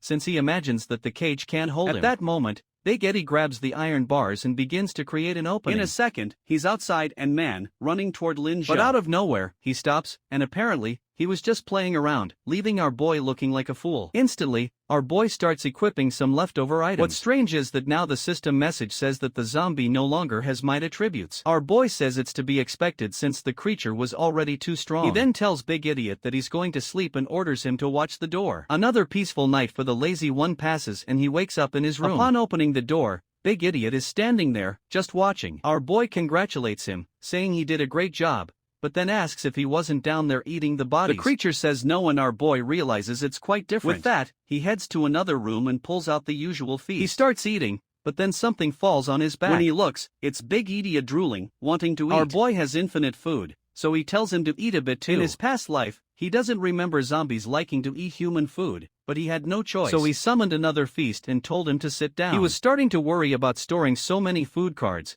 but it seems he found the solution. The original plan was to get revenge at level 5 or 6, but now he's already at level 8 and still can't enter the dungeons. Maybe with the map, the equipment, and Big Idiot's help, he could make the profession change and become a shadow of illusion. If that's the case, it's time to head to the Moto Museum and find the profession change scroll. It remembers that the ancestral scrolls there are essential for a profession change. When you enter the class change space, you have to complete 3 challenges within the time limit or you die. He remembers that in his past life, when he was going to get that item, it was the day he received some videos of Yo Jing doing adult stuff with Lai Hao. He talked to his friends, who came up with a plan to get revenge on Lai Hao, while our boy didn't know that they had been bought off. He was tricked and thrown into a profession change space. Their plan was either to kill him or make him die without anyone knowing. But what they didn't expect was that he ended up winning that space, acquiring a profession and living with a scar on his face for 10 years. That happened on the 8th day of the apocalypse. And since they were still in a room, there shouldn't be anyone at the Mata Museum yet. Now without Lai Hao in this world, he knows things will go much more smoothly this time. Our boy is impressed by how natural his zombie seems, and it looks like he's got a brilliant idea. Outside, he's already fully equipped. He made Big Idiot look quite human to avoid attracting attention. The scene shifts to the Model Museum. A bunch of creatures heading their way. Seeing that there are several dead zombies, our boy knows there must be someone else in this place, so he'll have to be cautious. Obviously, with a 100% drop rate, he's got to be the one to kill. Man, the place is blessed. He kills 3 creatures and already picks up a scroll. That scroll would allow him to summon a fireball, which he could use to cause a bit of damage. He doesn't think that's bad at all. When he looks back, there are some zombies interacting with Big Idiot. He hides, changing his plan. Since Big Idiot doesn't become a target for anyone, he could just let him wander around, opening chests until he finds that strange person. This way he can avoid any problems and wouldn't have to expose himself. The only issue with this place for now is that there's an absurd number of zombies and maybe even the 2 of them wouldn't be enough to handle everything. Meanwhile, in another part of the city, some guys are standing on a balcony saying that they need to go to the museum to get the scrolls. The problem is they don't have enough people to cover the entire place. Our boy is just observing and he even reads their lips, knowing that if he could join this plan, it would save him a lot of trouble. The scene changes to a shopping mall. A man is giving a speech to everyone, saying that it has been decided. His name is Godon, and he says they're waiting to have 200 armed people before starting the mission. However, some step forward, saying they can't wait that long since they already have enough strength. Everyone is starting to get hungry, and they need to hunt zombies to get new items. Suddenly, one of the rebels gets slapped in the face. A redhead woman tells him to shut up and stop trying to start a revolt. But the guy who got slapped tells Ming Jing to stop acting arrogantly just because she has a bronze-level item. Strangely, he tells her that it's better to follow his plans and submit to him. She just asks if he really thinks he's worthy of her. The guy calls her stupid and says that sooner or later, he'll take her down and do whatever he wants with her. She tells him to find a mirror and take a good look at himself first to see if that's even possible. His friends just laugh at him and he says they better not blame him in the future. While they're arguing, Gao Dong comes down and tells them to stop fighting and listen to him. That's when someone knocks on the door. It's our boy and Big Idiot. It seems like he recognizes someone when the door opens. It's the guy named Gao Dong, and he remembers seeing him when he was activating the scrolls back then. At that moment, a girl asks who he is and why he's there. Our boy just calmly approaches. Godong asks for his name and why he came to the Reapers Club, especially since looking at our boy, he can't see any information about him. And the strangest thing is that the other guy next to him is called Big Idiot, a level 4. Lindsay simply says that he saw a lot of people there and wanted to know if he could join them. Go-dong smiles, saying, of course, and introduces himself as the club's president. Our boy shakes his hand and lies, saying his name is Lin Lu. He introduces Big Idiot, saying, unfortunately, he's mute and always work as a bodyguard. With that, our boy thinks to himself that Godong seems pretty dumb and easy to fool. He turns to Big Idiot and tells him that they're now part of the group. He didn't expect it to be so easy to infiltrate. In a room, Godong says that since they're new, he wants to know what they like to do. Lindsay says he enjoys killing zombies and getting stronger, which is why he wanted to join a larger group. Excited, Gaodong says that if that's the case, he has several skill books he can give him. Our boy feels a bit confused by how generous this guy is being. He says it's not necessary, but Gaodong insists, saying to friends now. He places a book on the table, and our boy is impressed that it's actually something good. It's a berserker skill book. It's a skill that makes you go berserk, but increases your stats by 50% for 2 minutes. He knows that losing control like that for 2 minutes is no different from being a zombie in this world. Besides, a person is usually stronger when they can think clearly. Godong responds that he knows the side effects of this skill are pretty bad, but in a desperate situation, it could save your life. However, he's thinking to himself that he would never use something so risky. But it's different when you're giving it to others. Our boy closes the book and says he can feel Gaodong's sincerity in giving him this item and genuinely thanks him. He asks if there's anything else because he and Big Idiot are eager to get back to killing creatures. However, Gaodong seems to have recognized something in our boy's smile and asks him to wait a moment. Our boy asks what's up and Gaodong says he has one more gift. He has a card with a KFC meal on it and asks why they can't eat together. Even though Gaodong had already given him a skill, which wasn't the best, he didn't want our boy to hate him. Lindsay says it's fine. He and Big Idiot still need to kill a lot of zombies to level up. The guy thinks our boy hated him, but in reality he really liked the book and was even hesitant to take more. However, the guy grabs his hand and places the card in it, telling him he can take it for when he gets hungry. Not being able to reveal that he already has plenty of food, he simply thanks him. With that, he leaves and Gaodong says that if he ever needs anything, he should just come talk to them. As our boy walks away, he thinks that Gaodong isn't such a bad person since he liked that awful skill book. Little does he know how cruel our plucked chicken really is. Suddenly, a guy with a cigarette stops in front of him, warning him not to get too close to Gaodong. If he continued like that, even if he was strong, before the guy could finish, Big Idiot yanked the guy's hand off his shoulder. Our boy just asked Big Idiot why he was taking so long. The guy laughs, asking if he really thinks he's strong just because he's big. But the zombie stomps on the ground and gives the fool his first beating. With that, one of them is already sent to the afterlife. Our boy then asks if anyone else has something to say. Obviously, the other guys drop their weapons and say no nothing. When they see their boss running, one of them says it's over now as another person has joined Gaodong's side. Especially considering that he just killed one of the competitors and sent that message. Of course, Gangdong hears about it immediately. He's shocked that our boy killed someone as soon as he left the room. The red-haired guy says it's probably him because there was a guy next to him called Big Idiot. Gaodong smiles, saying the boy did him a huge favor. Seeing that he killed Jie, Gaodong knows the boy wants to help him and thinks he'll be a valuable addition to the group. He orders them to bury Jia Tai and share his equipment with the rest of the group. Gaodong walks away, saying to himself, today's the perfect day. I thought our boy would be out hunting zombies, but instead, he's sitting in a small room reading a book. Our boy asks the system if there's a chance Big Idiot could end up attacking him with that berserker mode. The system says no because Big Idiot's loyalty goes beyond consciousness. Our boy realizes this will be a great addition. He can control the actions of this guy, so even if he goes berserk, he can still direct him in some way. He hands the book to Big Idiot and tells him to learn it properly. Big Idiot responds by burping in his face. Armoy is standing by, watching and finally sees that Big Idiot has learned it. This new ally has brought far more benefits than he expected. He stands up, saying it's time for them to go because there's a lot to collect at the Matto Museum. The scene shifts to him approaching and entering a room. At the back, there's a door labeled Game Store. He approaches, touches the doorknob, and the system welcomes him, wishing him a good experience. As he enters the room, a bunch of windows appear in front of him. There are windows for weapons, accessories, masks, and more. He has 6,000 coins and knows that normally 2,000 is enough to buy a good bronze-ranked piece of equipment. What he needs right now are pants, gloves, and a chess piece. However, as he's calmly making his purchases,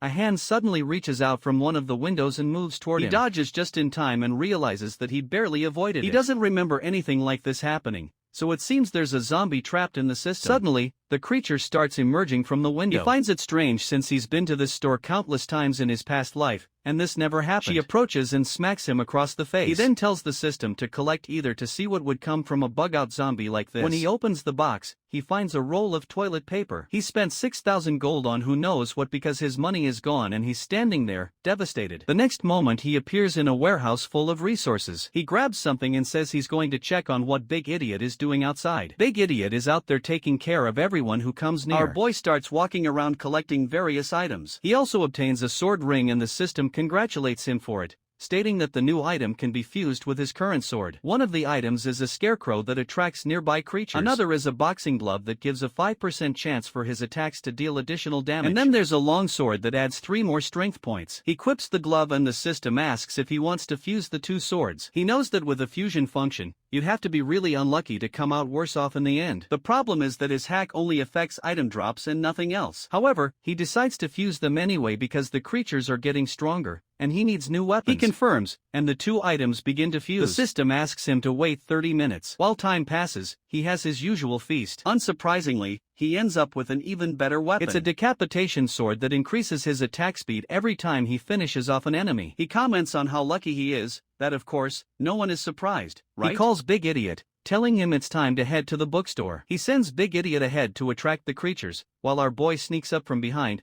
finishing them off with his spinning sword. With that, he advances to level 9. And now he needs 1000 XP to reach level 10. He calls Big Idiot over and tells him that now they're going to clear the rooftop. Half an hour later, he gathers the creatures there and tells Big Idiot to activate Berserker mode. Immediately, the big guy starts warring and his shirt explodes. Our boy tells him to charge and wipe out everything in sight. With that, poor Big Idiot charges alone while our boy sits back, sipping tea calmly. He watches, realizing that this Berserker mode is even stronger than he thought. Combining the creature's natural abilities with the Berserker mode essentially doubled his attributes. It's a perfect combination for a creature that relies solely on raw stats. After that, Big Eddie enters his cooldown period. The Berserker ability fades and he collapses to the ground, exhausted. He enters a recovery state where he can eat 30% faster. Our boy pours a potion into his mouth and walks around while the autoloot collects everything in the area. One of the items is a silver chest piece that creates a barrier around him when he's attacked, and another is a potion that helps recover energy for a few minutes. He then uses a scroll to strengthen the blood ring. The item levels up, giving him more strength,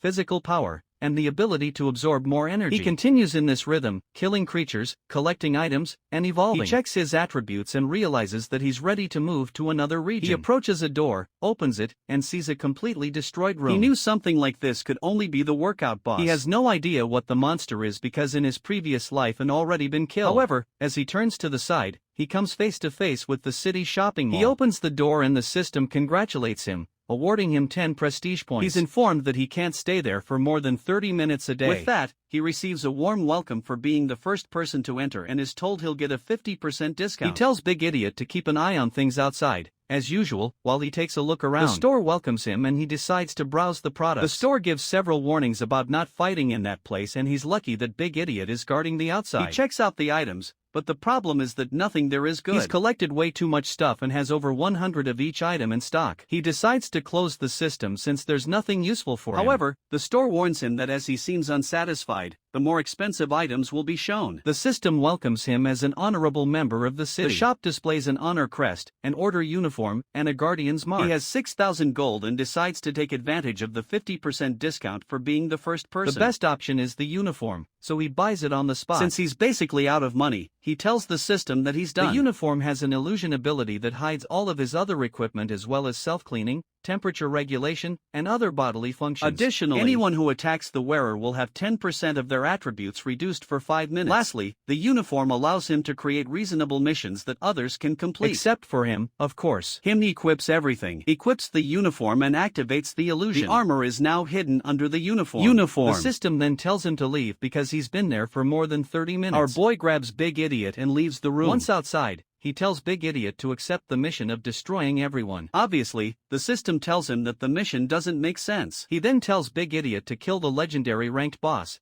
but the system denies the mission as well. He turns and asks if it's possible to kill the boss of the bookstore. The mission is passed, and he accepts it immediately. It seems that Big Idiot is considered a player, so our boy can exploit this mission function. Meanwhile, in another part of the city, a couple is hiding in a room. The girl asks if they won't be found there and the guy says no. However, right next to them, A red eye is watching them. The poor girl screams. The guy hugs her, telling her not to make any more noise. But ma'am, there's a scary red demon, and I think they're done for. The guy gets licked in the face as he hugs her. With that, he runs, telling Xiaomei they need to survive. He literally sees the light at the end of the tunnel. However, she gets licked on the leg and is pulled away. And man, there wasn't even time to save her before she's reduced to nothing. I thought he was going to be a coward and run, leaving her behind. But he goes back for the fight. Obviously, time passes. Our boy and Big Idea enter the room. The couple is still being devoured by the red demon. Our boy seeing that says that for weak people, dying in the apocalypse is a kind of freedom and that they would only suffer otherwise. At least they scream enough for him to find the creature. The system warns that the creature is a zombie that went through a profession change. Just like a human. Bosses, of course, evolve their profession much faster than regular zombies. Typically, creatures like this can eat human brains to become smarter. In front of him is a tracker. A bronze-ranked boss. The creature has a ton of stats, level 10, and a bunch of abilities. The creature is watching him confused. It starts pacing, lying down as it watches. The system then warns that the zombie has been detected and a mission is triggered. The tracker's resentment. It seems that this guy was an administrator who suffered in the library, and upon becoming a zombie, he decided to kill everyone who reads books. To understand how the creature fights, our boy first sends Big Idiot. Big Idea approaches and goes in for an overhead strike. However, just as the attack is about to land,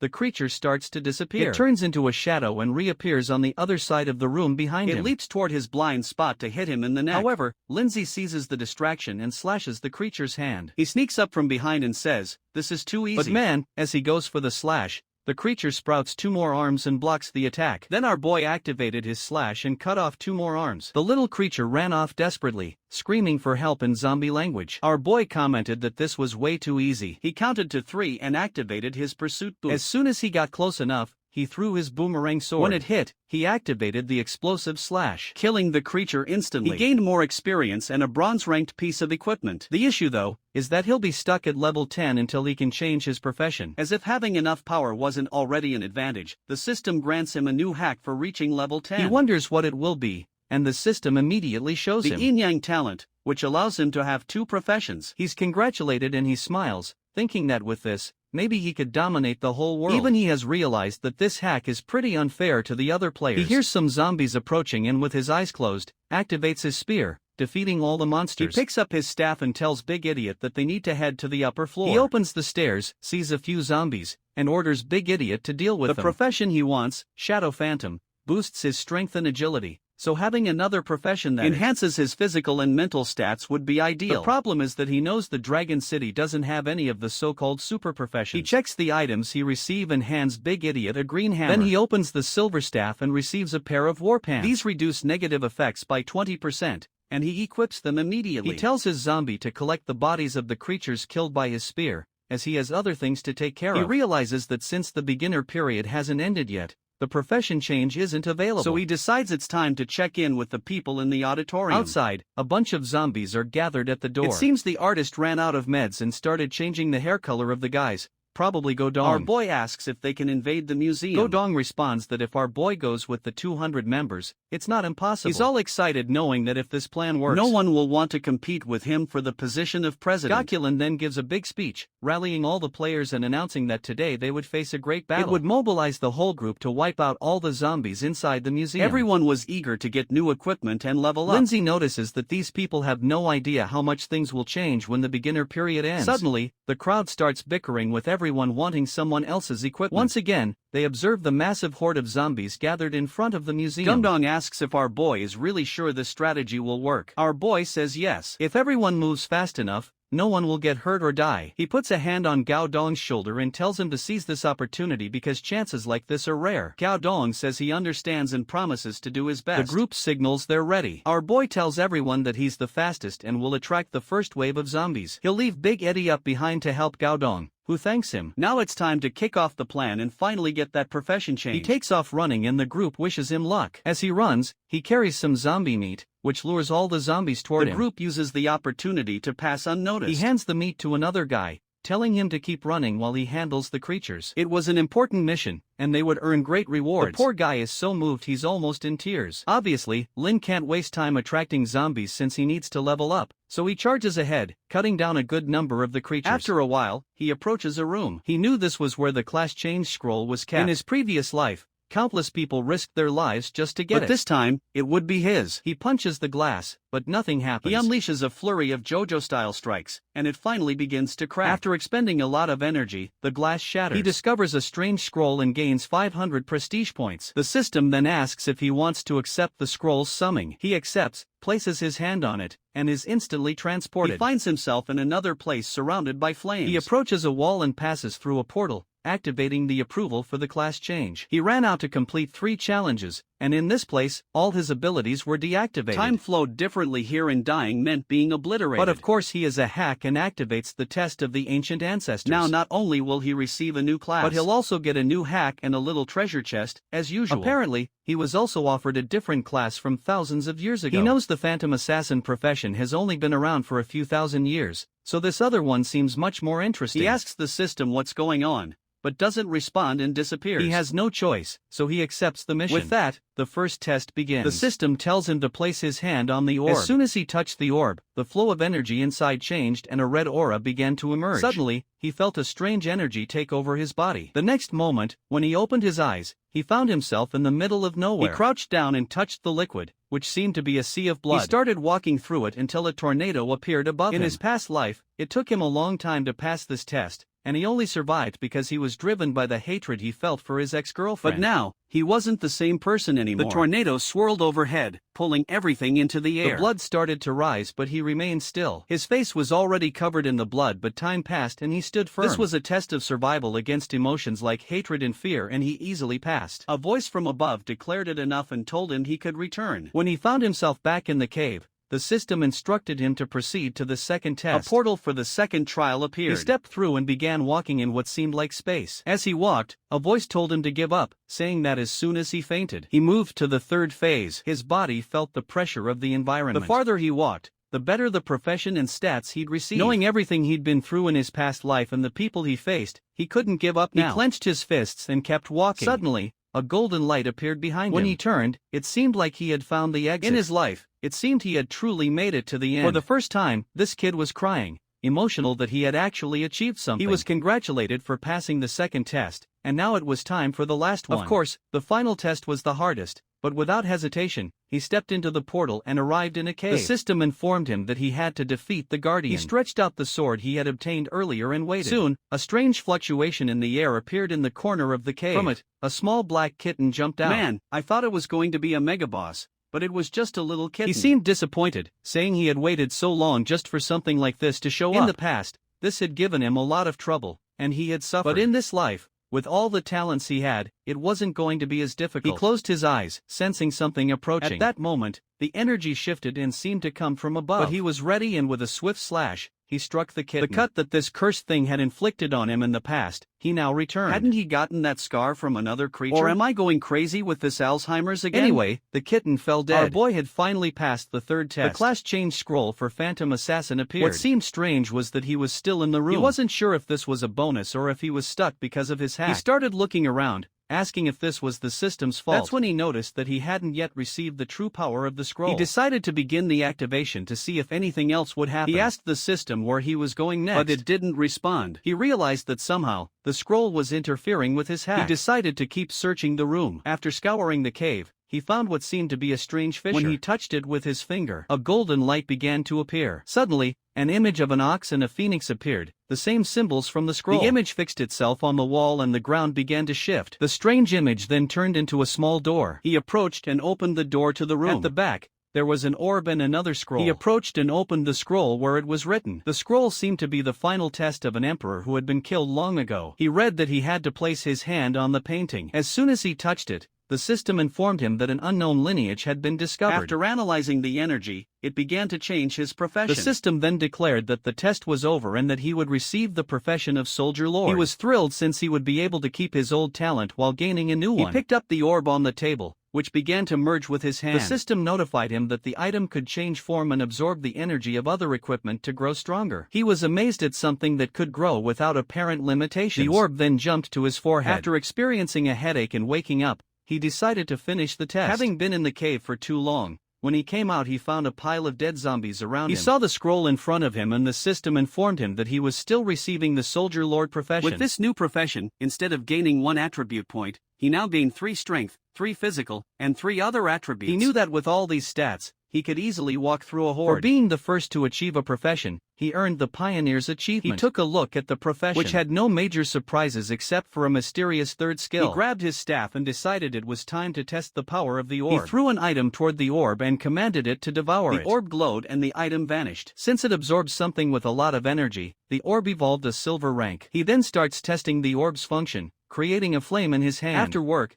he transforms the orb into a sword, deciding to keep that form for now. Since he is wielding the orb's sword, he gains 2 abilities related to that form. He then asks the orb to transform into a bow. Immediately, it dissolves and reconstitutes itself. His attributes change as to his abilities. He starts having fun transforming it into different weapon types to see the magic it provides. Eventually, his mental energy runs out and he can no longer change its form. He decides it's time to rest. The entire server receives an announcement that he's reached level 10 and changed his profession. Everyone who's been working hard recognizes the name of this damned guy again. Even the most dedicated players hadn't yet reached level 7. Lin Z then takes some energy recovery items and drinks a potion. The Pioneer title grants him 1,000 prestige points, some coins, and additional attributes. It also reduces the stats of any opponent facing him by 5%. Feeling tired, he tells the system to open the silver-ranked equipment box. Inside, he receives a mask of the evil phantom which hides his information from any player not 5 levels above him. It also has the evil gaze ability which induces fear for 3 seconds. He equips the mask and activates its phantom effect. Now all that remained was checking the hack he would receive. Since he had now attained his first profession and surpassed level 11, he could equip another ring. Unfortunately, he had already fused all of his rings so he'd need to get another one. For now, he had 2 extra attribute points left, which he immediately used. The night passes, and he sets out for another hunt the next day. Outside, everyone was celebrating having cleared the museum. Dovdon, accompanied by Big Idiot, steps up to make an announcement. He congratulates everyone and says the mission was a great success, then introduces the person who made the biggest contribution, Big Idiot, equipped with our boy's gear. At that moment, Lindsay shows up wearing his demonic mask. Gubdong says it's good to see him as he was worried something had happened. For the first time, we see a girl looking somewhat smitten by Lindsay, aside from that one who disappeared after 2 chapters. Gobdom announces that they killed over 1,500 zombies and Big Idiot alone took down more than 100. Afterward, Gobdom calls Lindsay to the warehouse and shows him a pile of loot boxes, saying all of it was the spoils from the mission. He thanks Lindsay again and asks if they could talk more later, reminding him that the more people he has, the more power he can wield. With the numbers they had here, he could do whatever he wanted. Lindsay ponders this, thinking that if he gathered more people, he could get more equipment and perhaps advance faster to diamond rank. Not to mention, he had so many resources that sharing food wouldn't be a problem. Plus, he could sell what he did need to the others for coins. So he tells Gaodong they could discuss a trade. However, Gaodong puts a hand on his shoulder, saying Lindsay was the key to their success and could ask for whatever he wanted. Our boy doesn't hold back and says he wants equipment. Gaodong, already expecting this, says he understands how hard it is to come by such things. He tells Lindsay to hold out his hand as he had prepared a surprise. He places a ring in Lindsay's hand, telling him it's the best thing they found during the mission. Gaodong assures him that if he ever needs anything in the future, all he has to do is ask. Gaodong is thrilled with this gift, thinking it'll keep Lindsay by his side. Lindsay then announces that he wants to meet everyone at 7 o'clock to discuss the end of the beginner period. In truth, his plan is to trap them all in the warehouse so they can't escape when the period ends, ensuring they all die. This is his twisted way of thanking them for being so kind and giving him the ring. However, Gaogang assures him that they're no longer beginners so they won't die. Gaogang thanks him again and promises to inform everyone, asking how they should handle the exchanges. Lindsay tells him that when the time comes, he'll explain everything, deciding not to push the issue since they don't seem interested in listening to him right now. With that, he leaves and Gaodong mentions they don't need any resource letters, but Lindsay knew something was bound to happen. Later, Lindsay is in his room, playing with the orb and creating various items. After feeding it all the equipment he had, the orb finally advances to gold rank. He was surprised, as he thought he wouldn't receive anything of this rank until around level 30. Additionally, the gold-ranked item has double the attributes and causes bleeding damage. He heads to the window where a horde of zombies is gathered and says they've arrived just in time. He throws his dagger, which dissolves in the air, slicing through everything. He calls Big Idiot, telling him it's time to get to work. That night, they continued eliminating countless zombies, eventually piling up bodies. Out of nowhere, Lindsay advanced to level 15. He was making the most of the end of the beginner period, but the time had run out. He calls Big Eddie and says it's time to head back. What's strange is that despite killing a massive number of zombies, the horde didn't seem to be thinning. He runs to a hotel and shuts the doors. Finally, 7 o'clock arrives. The sky turns red, signaling the end of the beginner period. With that, the true apocalypse game began. Before it was a fair system without interference, but now it was the real deal. The zombies gained more attributes, all their senses improved, and they evolved even faster. Additionally, many zombies now had classes and abilities. Just like humans, they would organize themselves and launch large-scale attacks on player bases. At night, zombie attributes would increase even more than usual, while the player's attributes would decrease. All materials became more durable, and the only available food would be the game's provisions as the world's normal food began to decompose. The climate would change and zombies would now drop better items. New professions, a national ranking system, and dungeons were introduced. Lastly, new updates would arrive as conditions were met. In this life it was already difficult, but in the past it had been impossible. He received a message wishing him luck in surviving. As he looked outside, the creatures were already undergoing mutation. The world had finally become a true live or die scenario. With contaminated water and food decomposing instantly, everyone would need to hunt. The only way to get food was by killing zombies, but of course, it wasn't going to be that easy. Amidst all this chaos, he calls Big Idiot and is in for a surprise. Big Idiot was also mutating. His clothes exploded and electricity began surging from his body. The problem was that he started losing his mind and our boy asked what was happening. The system explained that it was a conflict between the authority of his ability and the mutation process. His physical form wouldn't change,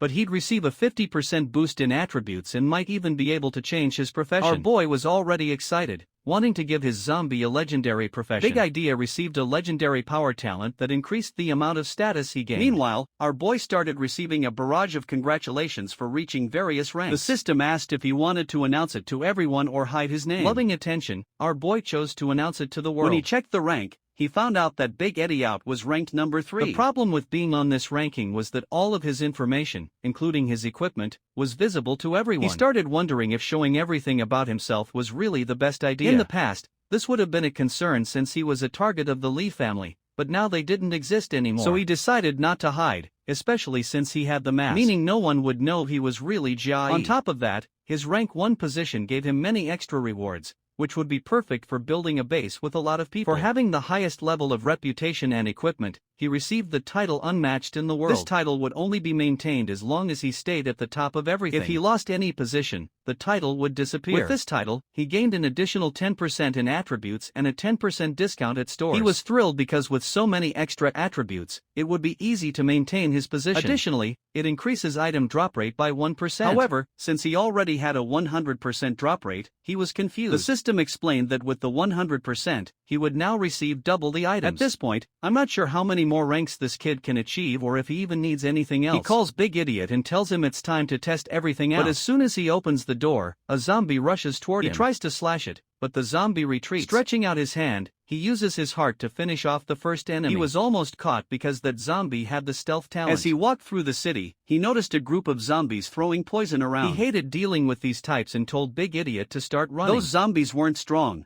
but getting close enough to finish them off would be a hassle. He spots something and tells Big Idiot to follow. He enters a house, shuts the door, and traps a zombie at the entrance. Then he climbs out through the window and slips away. Meanwhile, at the base, everyone was being devoured. Our boy entered and found everyone in a terrible state, questioning why they worked so hard only to die in such a stupid way. They were about to run out of resources and die soon. A girl suggested everyone should just eat what was left since the end was near. But for Lin Zi, this was the opportunity he had been waiting for. And walking in announced that he was there to help everyone survive and find hope. He offered to sell food, equipment, and anything else they needed for a cheap price. Instantly, everyone who couldn't kill zombies rushed forward, desperate for supplies. Our boy began negotiating, quickly earning over 10,000 coins. Everyone who bought from him left happy, knowing it was their only chance to survive. Iran said he was going to sleep and warn everyone not to make any noise or Big Idea would kill them. Godong, with his newly dyed hair, had been quietly observing from the shadows. Finally, Lin Zi appeared and asked how they were doing. Godong said that from now on, Lin Zi could coordinate the entire place and everyone would follow his orders. Lin Zi leaned in and whispered something in Gao Dong's ear. Gao Dong nodded, saying he understood and would comply. With that, he took off running. Our boy hoped it would work out, but even if the guy didn't succeed, he had nothing to lose. He went into his room, eager for the next day. Now, with the new mutated zombies, he'd be able to obtain far better equipment and items. Plus, he planned to have everyone from the base help him farm. In the next scene, he and Big Idea were already outside. In no time, a horde of zombies jumped at them. But just a second later, all of them were lying on the ground defeated. Our boy declared that they'd clear out everything so the players could start venturing outside of it. He cleaned out all the zombies from a building that had a shop. It was the perfect place to set up a base, as he could negotiate and buy things directly from there. As long as no one knew about the shop, no one would want to attack it. However, when he opened the door, he found a bald guy. Another man stepped forward and asked who he was,